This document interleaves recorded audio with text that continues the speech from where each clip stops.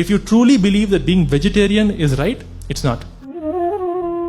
You as a vegetarian, you are involved in horrifying exploitation of cows and buffaloes.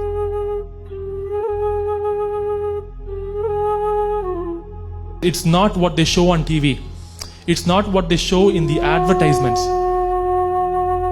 A cow or a buffalo, just like any human woman, has to be pregnant or has to have given birth to a child in order to produce milk. Lactation, all mammals lactate only when they're pregnant or after having given birth. Simple logic, right? How do you think a cow or a buffalo gets pregnant in an Indian dairy farm?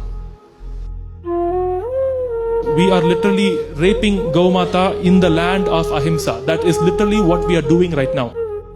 I'm sorry if my language upsets you, but that is the truth. Now just think for a second, if that action that's happening to the cow or buffalo happened to a woman in our country, what would we call it?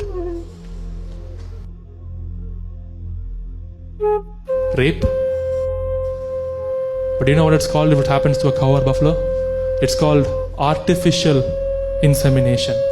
In the Hindu culture, cow is considered as Gaumata. She is considered as Kamadhenu. She is the most divine, supreme of all. In fact, it is said that all the gods live inside her body. And it is said that Gauhatya, which means killing of cows, or causing unnecessary harm or pain to a cow, is one of the worst sins, and it is equivalent to the sin of killing a man. Have you heard of this? Gauhatya? It's considered that much of a crime. So now tell me, if this is not Gauhatya, what is it?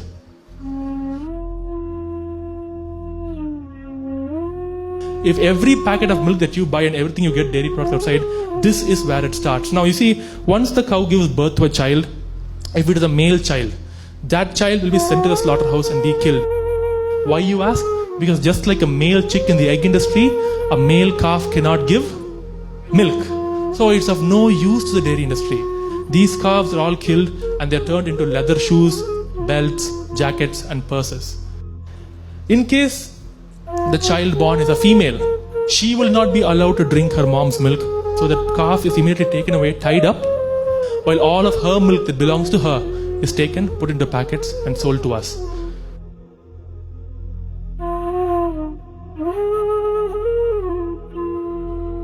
This is done to her for around 5 years.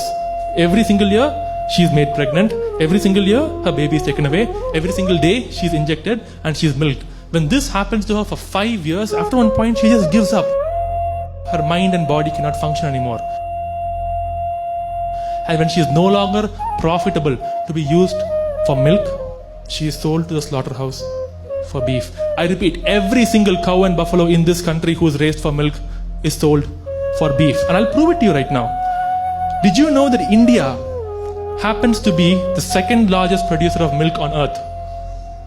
And India is also the second largest exporter of beef on earth.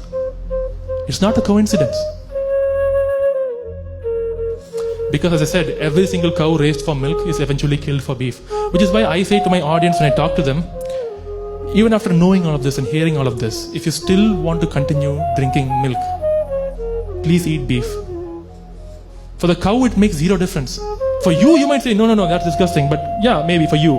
For the cow, for her, no difference, because she existed into this world for the demand of milk. And she finally dies for the demand of beef. Is this what we do? Is this how we would treat our own mother? I don't think it's fair to say Gaumata or cow should be treated like mother if we treat her like this. This is not fair. Please have a heart, have an open mind. Thank you for listening. Do think about the animals and what's happening to them. And please consider going vegan. Thank you.